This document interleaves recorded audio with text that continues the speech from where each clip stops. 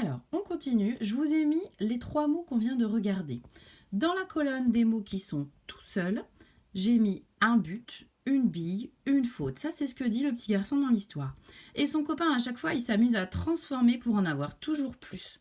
Donc lui, il dit 5 buts, des billes, 10 fautes ou des fautes, peu importe. D'accord?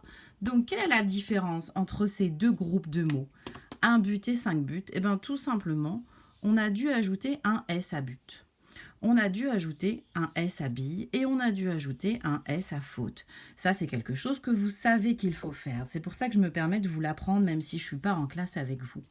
Un mot que je voudrais que vous reteniez, c'est que lorsque les noms sont tout seuls, qu'il n'y en a qu'un, on utilise ce mot qui est le mot singulier. Singulier, ça veut dire seul. Quand inversement, il y a plusieurs buts, plusieurs billes, plusieurs fautes, alors on dit que les noms sont au pluriel. D'accord? Singulier, il y en a un seul. Je rappelle, seul. Singulier, ça commence par la même lettre. Pluriel, c'est quand il y en a plusieurs. Plusieurs. Ce sont deux termes que vous devez savoir maintenant. Vous êtes assez grand pour mémoriser singulier et pluriel. Donc, d'un côté, les mots au singulier, de l'autre côté, les mots au pluriel. Ici, à la fin des noms, il n'y a pas de S.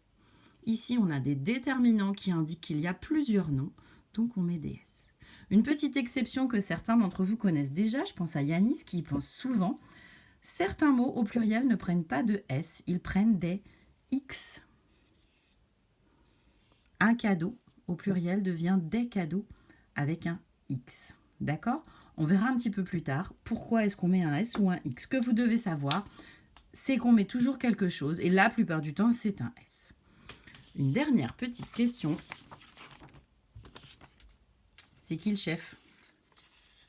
C'est lui ou c'est lui? Qui est-ce qui décide que quelque chose est au singulier ou au pluriel? C'est le déterminant. C'est bien pour ça qu'il s'appelle déterminant. On dit qu'il détermine. C'est lui qui dit qu'on met un S ou bien un X exceptionnellement. Ou alors quand c'est au féminin, c'est lui qui précise que le nom est au féminin. Donc on lui met un E. C'est qui le chef? C'est lui.